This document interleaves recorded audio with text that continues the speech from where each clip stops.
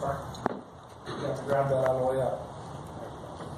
And just like this guy who played the fiddle while Rome was burning, we learned that as we were trying to figure out what went on with machine GN4, the machinists failed to mention that they were running the same exact experiment on GN5, and GN5 started on fire.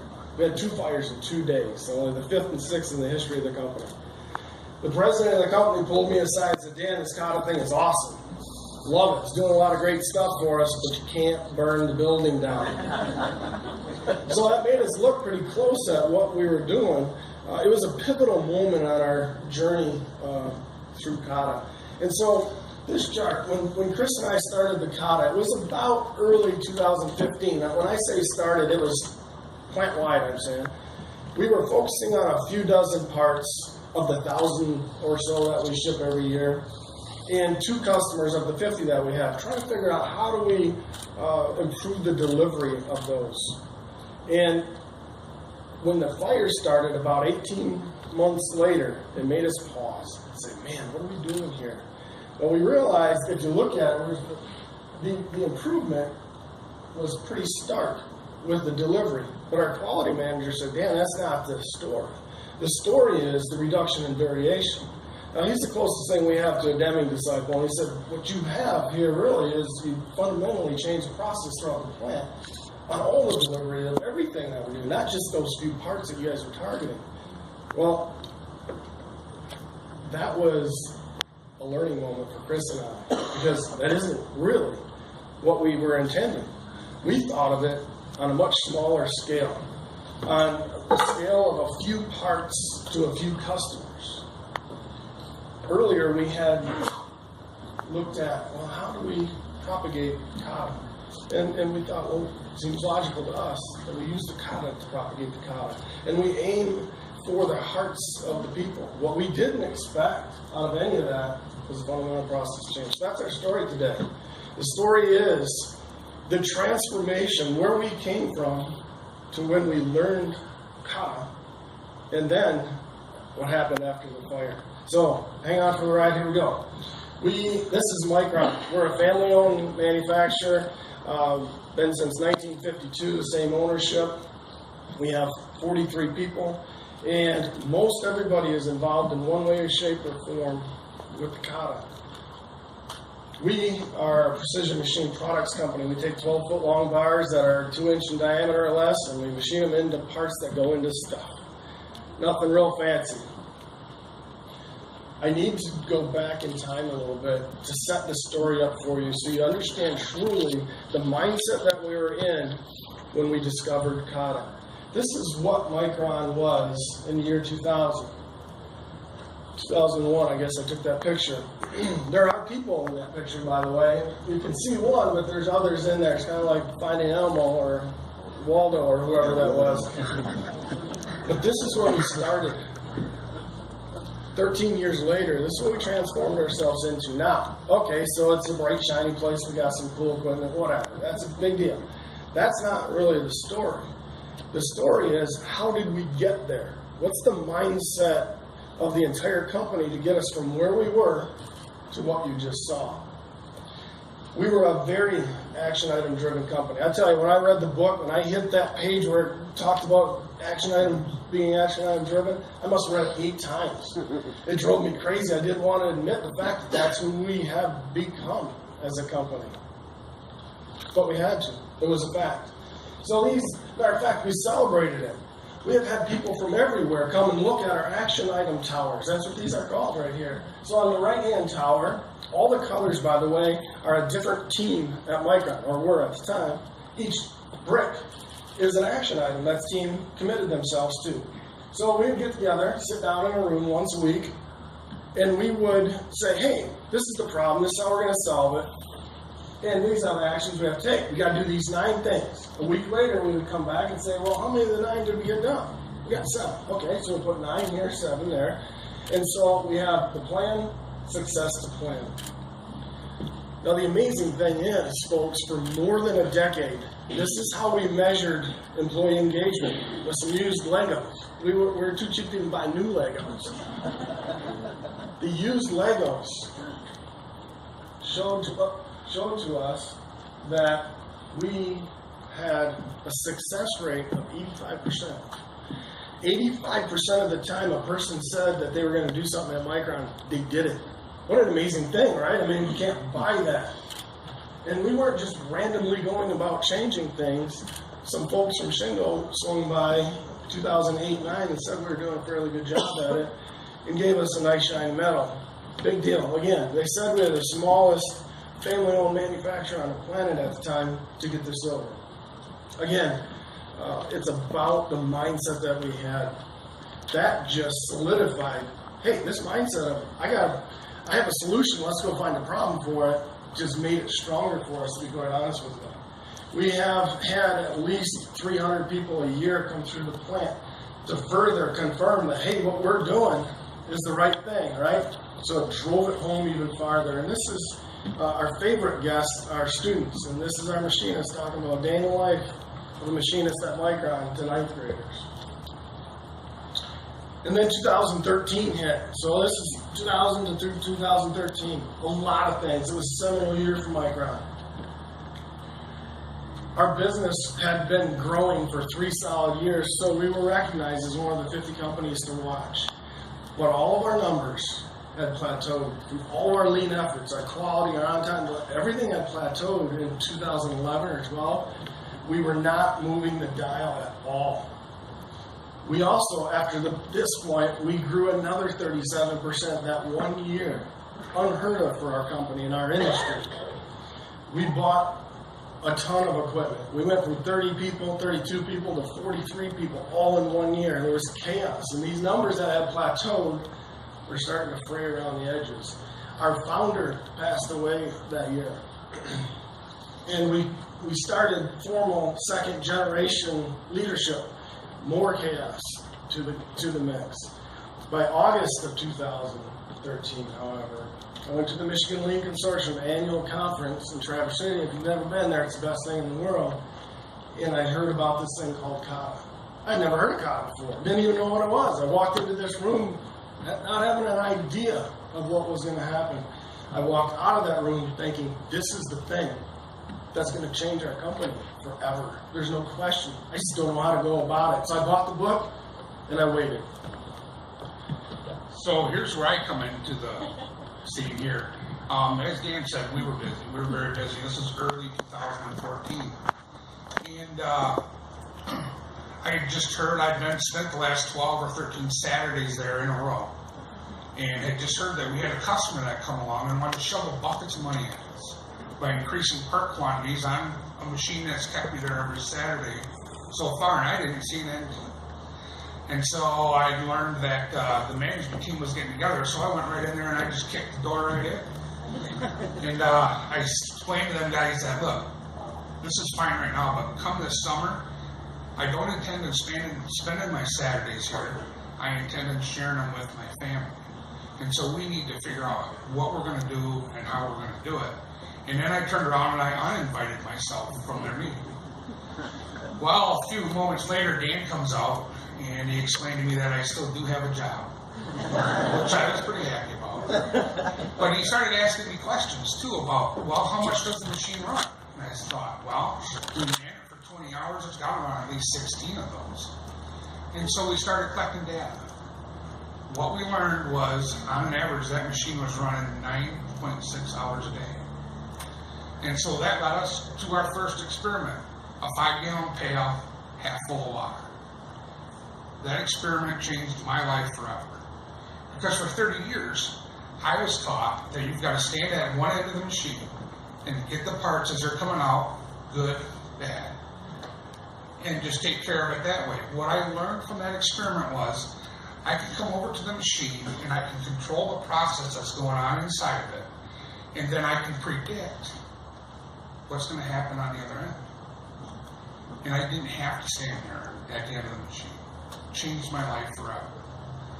So then, one morning I'm in the shower, 4 a.m. I don't know how many of you have any ideas in the shower at 4 a.m. but I had one, and I went in and I applied it. And about the third iteration of this here experiment, Dan comes rolling by and he stops and he looks And he looks in the machine, he looks at me, he says, you do know that that's a $350,000 machine.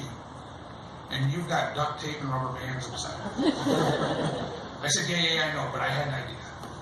And he turned and he walked away, shaking his head. I don't even know what he said.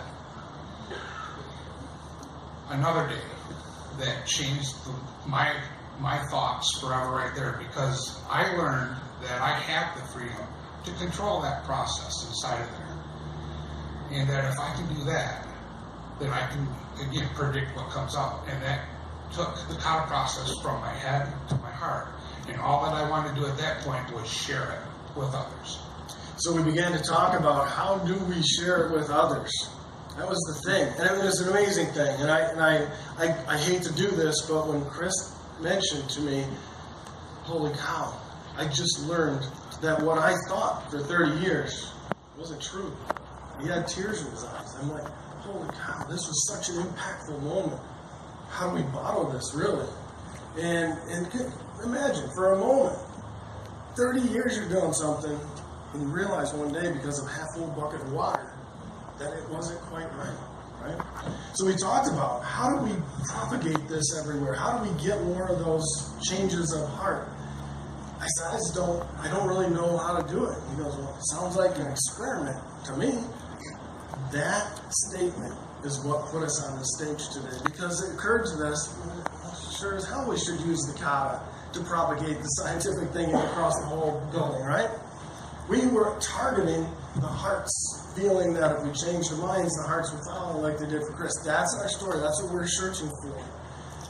However, go back to the end of 2013, we had a company full of people that were willing to do anything, try anything, charge up the hill, didn't matter, and do it pretty well. But we knew that we had to break the confidence of all of ourselves that that was the right thing to do. Think about it. We had full confidence for 13 years at least that this is the right thing to do. We had to break that. Talk about reverting back to our old, we knew that that would happen. So we talked to our consultant and said, hey, we want the training changed. We don't want the standard canned Kata training. This consultant had worked with us on and off for 13 years. You know who we are. You have to break this and help us break it. We also began targeting the words.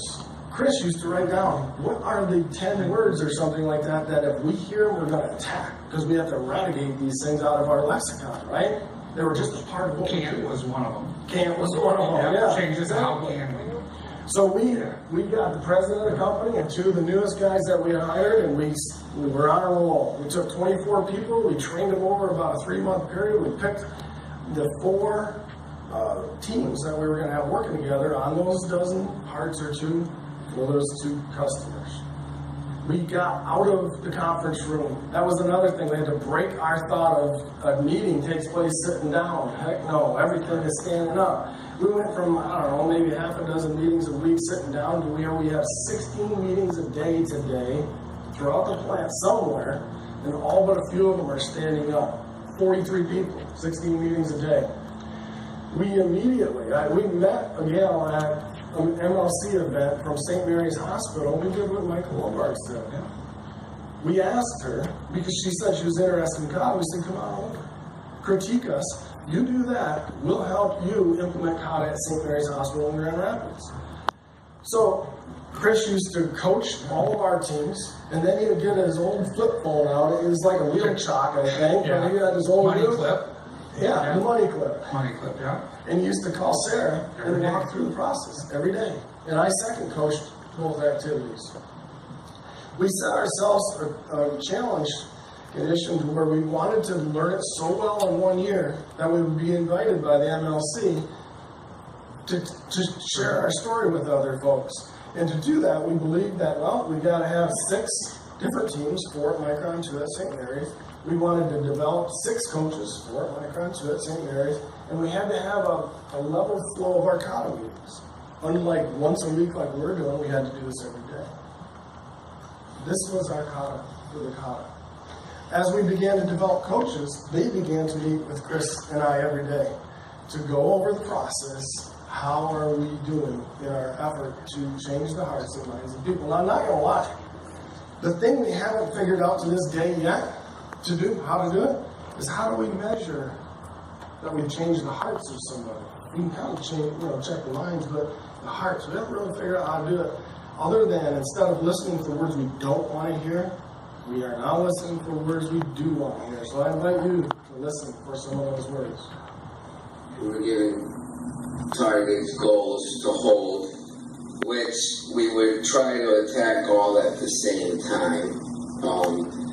So we would do all kinds of experiments. I'm calling experiments. We didn't know that's what they were, but just all over the place. Okay, if we just focus on this one issue or this one obstacle, this could obviously fix this, but it will trigger like a chain reaction fixing all of these other issues at the same time. So we focused on scrap.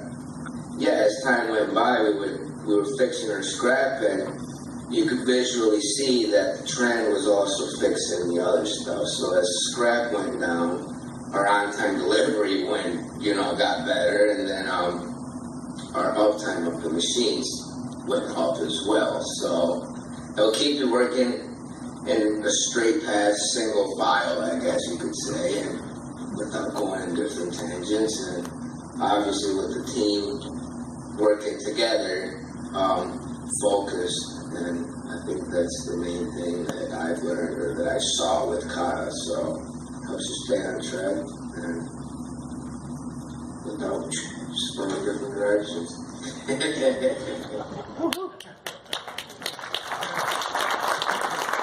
Andres is an awesome dude. I tell you what, we could talk for 20 minutes on just his story alone. But I translated what he said into the charts. Just for your edification, scrap went down from 4.5% to, 0.5%, something like that. The uptime, they average maybe 15, 16 hours. On the best of the best days, they can get 20 hours. Now, Chris said we man the plant 20 hours a day. Then the best day, they could actually hit that. By the end, the worst day was 20, and they could get 23 hours of uptime, and we're only there 20 of them, right? It was an awesome thing. That translated into, we were at 0% on-time delivery at the beginning of the year. By August, they had caught everything back up. We were delivering 4 times a day to keep the lines going at our customer. August 5th or 6th of 2015, and we haven't missed a shipment on those parts since that day because of what this team has done. Now, these are the charts they created. It was awesome. I love the visuals. Now, this is the best chart in the history of my guy right here. The mistakes on the end there was when I knew that the process had moved from their head to their heart. Because they tried 3 times to get that number right for us when we were coaching. And this was a group of guys who, at the beginning of the year, told me 16 hours is as best as we could get. And yet our goal was for the machines to run 22, and they said there's no way. And they iterated through experiment after experiment until June. They started setting goals, target conditions of 20 hours plus for themselves, believing that they could hit that, removing the I can't, and started saying, how can we? When we found ourselves pulling them back, saying, no, you can't change your target this month to that month so much. It's too much. We knew that they were trying to reach beyond. So we're back to the fire. We have suppression systems on all our equipment. The fires lasted less than 2 seconds on each machine, but those fires changed the direction of our entire scope. Again, we went through all this. Then we began to think, okay, that's cool. Can we have a fundamental process change on purpose? Can we intentionally do this somewhere else? Back to the same thing here. Now, our concern was, we had changed the hearts, but we realized that we really hadn't been tracking how well do they know how to do kata. What is their skill level? If we're setting the machines on fire, we got to do something different. And so that's where we're at. So we took a page out of Andre's playbook, and he said, you know what, let's look at our overall company customer concern numbers, what we call them. Forever, it was 1.2%. We set a challenge as a company to cut it in half in 1 year, not half in another year, and a half into a third year. And our theory is, could be way the heck off, that if we, let me go to this slide first. We started to create our own system of how do we measure people. And our consultant came in and said, what the heck are you doing? Why not use the Dreyfus thing that's in the book? I'm like, oh, geez, okay. Kind of embarrassed to admit we didn't read that far in the book, Mike. Sorry, Mike. And discover new things. Yeah, so we realized we don't have to reinvent this wheel, but what we do have to do, we put Micron language to what that says. This is nice, but it's subjective in a lot of ways. We have to put observable behaviors, and that's what our coaches are working on right now. How do we observe the things that are said in here? And so right now, we've got a target. We're trying to get everybody in the whole plant to at least the novice level, right? Get a basic level of training to everybody. And then we have different targets at different times for the entire plant. Our theory is that if we can get to a 1, we'll have cut that quality number in half. And if we can get to a 2, we can do it again. And it'll take an average of 3 to get there. I don't know if it's going to work or not. But that's what our theory is. So behind all this, and I know I'm 1 minute long here, behind all this, Chris and I have an ulterior motive. Why are we doing this? This whole, well, I mentioned that it's a family-owned business, but I didn't mention that it's my wife's family, and that we have a vested interest in this thing, right? And so Chris went from a machinist one day to coaching the president of the company months after his dad died. So it's kind of a big deal. And so there's a lot of personal connection here. The machinist you saw talking to the students is 3rd generation on 2nd shift running a machine. We're coaching him. We're trying to assure the succession. And so the next step in our process is right here. We brought a 3rd generation with us in an effort to try to help assure the succession of Micron.